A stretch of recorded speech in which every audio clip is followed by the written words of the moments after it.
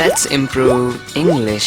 Hi everyone, आप सबका स्वागत है। हमेशा की तरह इस वीडियो से भी आपकी इंग्लिश इंप्रूव होने वाली है। इस वीडियो को एंड तक ज़रूर देखना।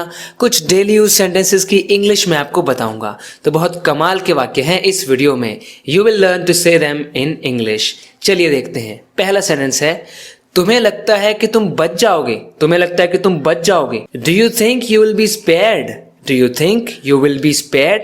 यू विल बी स्पेयर्ड का मतलब तुम्हें लगता है कि तुम बच जाओगे। किसी को स्पेयर करने का मतलब होता है उसको छोड़ देना, यानी वो बच जाता है। फिर do you think you will be spared तो पैसिव है, तुम्हें लगता है कि तुम बच जाओगे। तुमने मेरी सलाह तो मानी नहीं। तुमने मेरी सलाह तो मानी नहीं, इसे इंग्लिश में कह सकते हैं, you did not pay heed to my advice. You did not pay heed. Pay heed का मतलब होता है किसी की बात सुनना, उस पर ध्यान देना। सो यू डिडंट यानी कि डिड नॉट की शॉर्ट फॉर्म, यू डिडंट पे हीड टू माई एडवाइस, यानी तुमने मेरी एडवाइस पर ध्यान नहीं दिया, मेरी सलाह नहीं मानी। मैं क्या करता, ऐसे हम कई बार बोलते हैं, तो मैं क्या करता इसे कह सकते हैं, what could I have done. What could I have done. Could plus have, इसे हम पास्ट मॉडल कहते हैं। कुड हैव का मतलब होता है पास्ट में किसी चीज को करने की पॉसिबिलिटी थी, यानी what could I have done, यानी मैं क्या कर सकता था, आखिर मैं कर क्या सकता था जो मैंने नहीं किया। What could I have done. मेरी अंतरात्मा ने मुझे कोसा जब मैंने उसे झूठ बोला।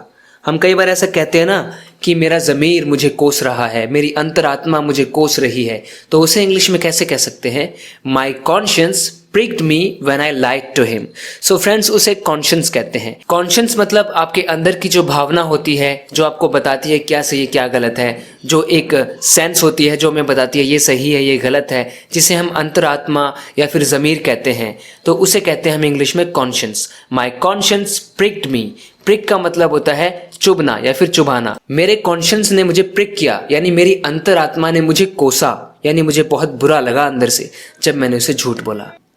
उसने अपने आप को पूरी तरह काम में डुबा लिया। जब हम ऐसा कहना चाहते हैं कि वो पूरी तरह से काम में लग गया, काम में जुट गया, हम कह सकते हैं he completely immersed himself in his work, यानी उसने अपने आप को पूरी तरह से इमर्ज कर लिया वर्क में, काम में। He completely immersed himself in his work. वैसे इमर्ज का मतलब होता है if you emerge something into the water, that means वो अब पानी के बिल्कुल अंदर है, पानी में कोई चीज डूब चुकी है, यानी किसी चीज को डुबाना कहते हैं उसको इमर्ज करना वाटर में। तो अगर हम कह रहे हैं he completely immersed himself in his work, यानी उसने अपने आप को पूरी तरह काम में डुबा लिया।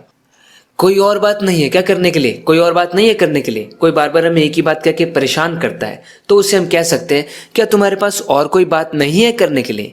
Do you have nothing else to talk about. Do you have nothing else to talk about. Nothing else का मतलब कुछ भी और नहीं है क्या तुम्हारे पास जिसके बारे में बात की जाए। Do you have nothing else to talk about. तुमने मुझे अपना नौकर समझा हुआ है क्या। तुमने मुझे अपना नौकर समझा हुआ है क्या, इसे इंग्लिश में कह सकते हैं, have you thought of me as your servant. Have you thought of me as your servant. Thought of me का मतलब होता है क्या तुमने मुझे लगा लिया अपना नौकर। तुमने मुझे अपना नौकर लगा लिया, तुमने ये सोच रखा है कि मैं तुम्हारा नौकर हूं। Have you thought of me as your servant. तुम्हारे लिए अच्छा होगा कि तुम सुधर जाओ।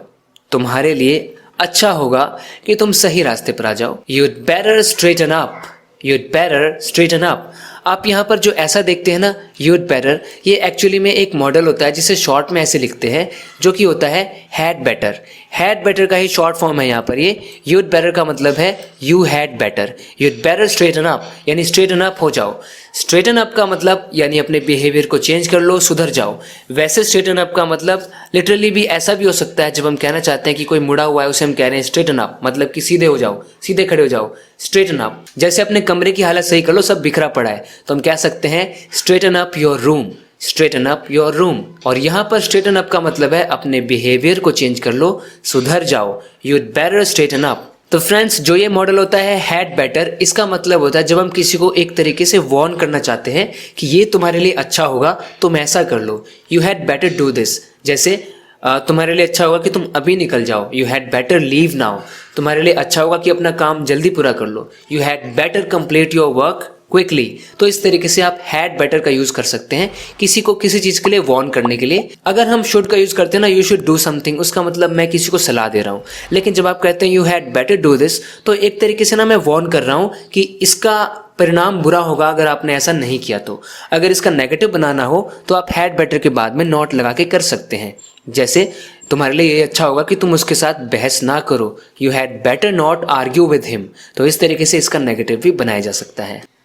मैं जैसा हूं ठीक हूं, मैं जैसा हूं ना ठीक हूं, इसे कह सकते हैं I am fine the way I am. I am fine the way I am, the way I am, इसका मतलब जैसा भी हूं मैं, जिस भी तरह से मैं हूं, जैसा हूं वैसा ही ठीक हूं। इस हादसे ने मेरी आंखें खोल दी हैं, इस हादसे ने मेरी आंखें खोल दी हैं। This accident has been an eye opener for me. Eye opener, अगर कोई चीज़ आई ओपनर है इसका मतलब वो आपके लिए आंखें खोल देने वाली है, यानी उसके होने के बाद आपने कुछ सीखा, कुछ एक्सपीरियंस हुआ, यानी आपकी आंखें खुल गई उसको देखकर। तो कह सकते हैं कि that was an eye opener for you. Eye opener एक नाउन की तरह यूज होता है। This accident has been an eye opener for me, यानी ये एक्सीडेंट मेरे लिए एक आई ओपनर रहा है। इस एक्सीडेंट ने मेरी आंखें खोल दी हैं, आंखें खोलने वाला ये एक्सीडेंट रहा है। तो इसका अगर हम डिक्शनरी में मीनिंग देखें तो इसका मीनिंग मिलता है an experience from which you learn something surprising और न्यू, यानी किसी ऐसी चीज का आपको पता चलता है जो सरप्राइजिंग है या फिर आपके लिए नई है। माफी तो मुझे तुमसे मांगनी चाहिए, हम ऐसा कहते हैं ना, कई बार कोई हमसे माफी मांग रहा है और हमें लगता है कि नहीं, गलती तो मेरी है, मेरी गलती है, माफी तो मुझे तुमसे मांगनी चाहिए। आई am the one who should ask you for forgiveness. I am the one, यानी मैं हूं वो इंसान, यानी मैं हूं जिसे, यानी कि who should ask you for forgiveness, यानी फॉरगिवनेस की डिमांड मुझे तुमसे करनी चाहिए, यानी मुझे माफ़ी मांगनी चाहिए। सो फॉरगिवनेस का मतलब माफ़ी। हाँ, इसे आप ऐसे भी कह सकते हैं I am the one who should apologise to you, क्योंकि अपोलोजाइज का भी मतलब होता है माफ़ी मांगना। I am the one who should apologise to you, या फिर आप कह सकते हैं I am the one who should ask you for forgiveness. So forgiveness का मतलब माफ़ी, फॉरगिव मतलब माफ़ करना होता है, उससे ये नाउन बन गया। तो फ्रेंड्स, आज की वीडियो में इतना ही। इसी तरह से आप अपने इंग्लिश को इम्प्रूव करते रहना चाहते हैं तो इस चैनल को सब्सक्राइब ज़रूर करना अगर आपने अभी तक नहीं किया है तो। ओके फ्रेंड्स, बात करते हैं नेक्स्ट वीडियो लेसन में। Till then take care and bye.